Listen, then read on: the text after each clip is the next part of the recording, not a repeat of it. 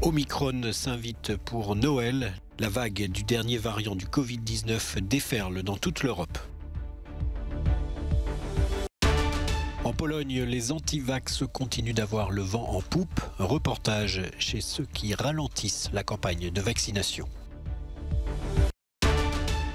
La France en lutte contre l'islam radical. Pourquoi la mosquée de Beauvais risque-t-elle la fermeture? Réponse et état des lieux dans ce journal. Le président des États-Unis est attendu dans plusieurs villes d'un Kentucky meurtri et dévasté. Pleurer les morts, déblayer et reconstruire prendra des mois. L'Italie a franchi le pas du vaccin chez les enseignants et exige désormais que toutes les personnes travaillant dans les écoles du pays soient vaccinées contre le Covid-19. La règle comprend l'obligation de recevoir une 3e dose de vaccin. Une décision prise bien sûr dans un contexte d'inquiétude croissante quant à la propagation du variant Omicron. La police, l'armée et les services d'urgence doivent aussi se conformer à cette obligation sous peine de sanctions qui peuvent aller jusqu'à une suspension des salaires. Si Omicron se répand rapidement, tout porte à croire désormais que ses effets pourraient être moins graves que ceux du variant Delta, mais l'OMS lance tout de même un avertissement. Nous savons aujourd'hui que nous avons sous-estimé ce virus à nos risques et périls. Même si Omicron provoque une maladie moins grave, le nombre de cas pourrait, une fois de plus, submerger des systèmes de santé non préparés. Les scientifiques néerlandais estiment que d'ici quelques semaines, Omicron pourrait être le variant dominant du Covid-19 dans le pays. Pour limiter sa propagation, le gouvernement a pris de nouvelles mesures de restriction, notamment la fermeture anticipée des écoles pour les vacances de Noël. Cette extension des mesures signifie que pendant Noël et les vacances, un maximum de 4 invités reste la norme. La règle est donc de ne pas recevoir chez soi plus de 4 personnes de plus de 13 ans.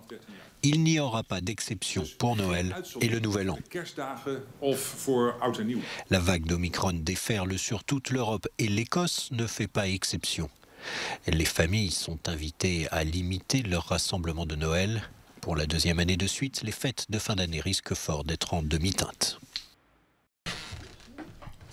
Les Français de plus de 65 ans n'ayant pas effectué leur rappel de vaccin anti-Covid devraient voir leur passe sanitaire désactivé à compter de ce mercredi. Selon le gouvernement, quelques 400 000 personnes sont concernées. Cette mesure effective pour les plus âgés sera étendue à tous les Français à partir du 15 janvier prochain. De son côté, le ministre de la Santé, Olivier Véran, s'est dit confiant devant les députés. Je peux vous dire que nous ferons les 20 millions de rappels avant Noël et que nous serons en capacité de vacciner toutes celles et ceux qui doivent l'être en temps et en heure, probablement avec quelques jours d'avance, ce qui va nous permettre d'intensifier notre politique de rappel. Les dernières données s'agissant du variant Omicron montrent que si la vaccination 2 doses est peut-être un peu moins efficace, elle reste quand même très efficace, au moins 70% sur les cas graves d'après les dernières données, et qu'avec le rappel, c'est-à-dire la 3e dose, nous avons toutes les raisons d'espérer que les Français restent protégés dans la durée. Il y a urgence à avancer, nous sommes à vos côtés. La vaccination reste la principale arme du gouvernement alors que le nombre d'hospitalisations continue d'augmenter dans le pays. Par ailleurs, ce mercredi s'ouvre également une possible vaccination pour les enfants de 5 à 11 ans considérés comme à risque, soit ceux susceptibles de développer des formes graves de la maladie, soit ceux vivant dans l'entourage de personnes immunodéprimées.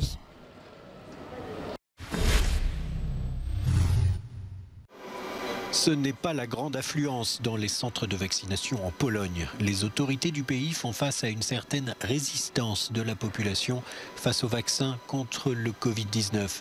Depuis octobre, les données montrent qu'environ 54% de la population est vaccinée. Le pays est confronté à sa 4e vague d'infection et face à de nouvelles mesures de restriction, les récalcitrants devraient commencer à changer d'avis. Les vaccinations sont en hausse pour les 3e doses, mais aussi pour les premières doses. C'est une journée assez lente, mais nous avons eu plus de 500 personnes aujourd'hui. Les antivax ont encore pas mal le vent en poupe en Pologne. Les nouvelles réglementations et restrictions sociales ont été accueillies avec colère par ces manifestants qui sont venus protester devant le Parlement polonais.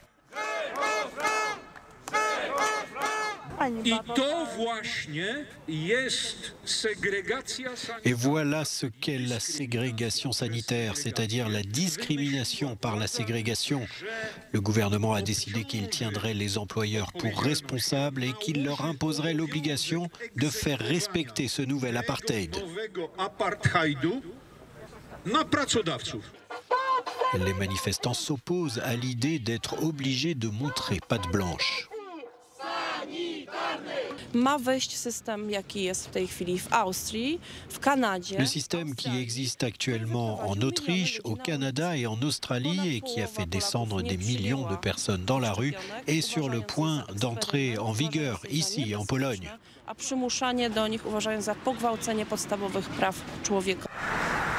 Plus de la moitié des Polonais ne se sont donc pas fait vacciner, disant qu'il s'agit d'une expérience qu'ils considèrent comme dangereuse. Mais de nombreux médecins pensent que convaincre les sceptiques est possible, mais qu'on n'en a pas fait assez. Il y a encore beaucoup à faire en Pologne pour encourager ces indécis. On ne pourra probablement pas atteindre les anti-vaccins, mais à mon avis, environ 10% des Polonais se feraient vacciner si on pouvait les atteindre.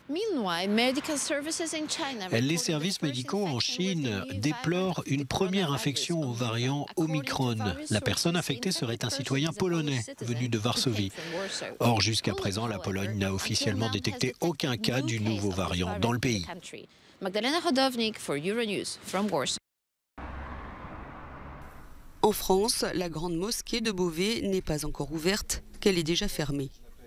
En attendant la fin des travaux de l'édifice religieux, à quelques centaines de mètres de là, c'est dans ses bureaux que l'imam accueillait les musulmans pratiquants de la ville.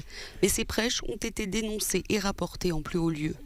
Mardi, le ministère français de l'Intérieur a expliqué que l'imam avait fait l'apologie du djihad et des combattants, qu'il présentait les sociétés occidentales comme islamophobes, qu'il avait tenu des propos contre les homosexuels, les juifs et les chrétiens, et qu'il poussait les fidèles à rompre avec la République.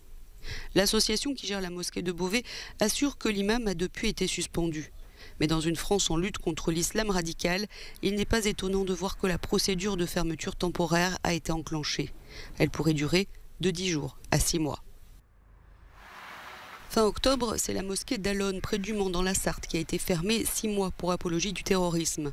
D'autres lieux de culte susceptibles d'être radicalisés sont surveillés dans plusieurs régions françaises. Selon le ministère de l'Intérieur, 2623 mosquées et salles de prière sont établies sur le territoire national. Sur ce total, 21 lieux sont fermés et 6 font l'objet d'une procédure de fermeture. Aux États-Unis, le président Joe Biden est attendu dans le Kentucky, en partie dévasté par le passage d'une trentaine de tornades. Il doit se rendre à Dawson Springs et à Mayfield, ville de 10 000 habitants quasiment rayée de la carte il y a 5 jours.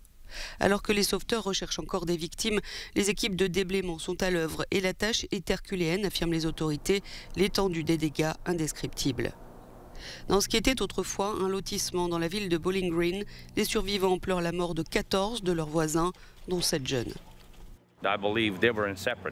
Ils vivaient dans des maisons séparées, mais ils ont décidé de se mettre à l'abri ensemble dans la même maison. Et malheureusement, cette maison a été démolie jusqu'au sol.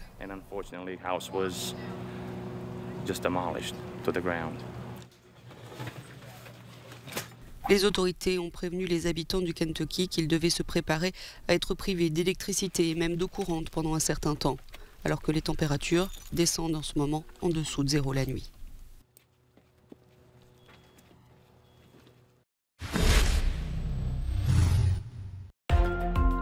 Dans le nord d'Haïti, un camion-citerne a explosé dans une rue de Cap-Haïtien. Selon les autorités locales, au moins 75 personnes sont mortes et au moins une quinzaine ont été gravement brûlées. Cet accident est d'autant plus dramatique que juste après que le camion se soit renversé, des gens s'étaient précipités avec des seaux pour récupérer de l'essence. Car depuis des mois, les Haïtiens doivent vivre avec une pénurie de carburant et la fermeture de stations-service. Aux États-Unis, Stephen Curry est entré dans l'histoire de la NBA en devenant le meilleur shooter à 3 points de tous les temps. Mardi soir à New York, dans le mythique Madison Square Garden, le numéro 30 des Golden State Warriors a dépassé le maître Ray Allen en marquant un 2973e panier à 3 points. Il lui aura fallu 511 matchs de moins que son prédécesseur pour y arriver, un autre record.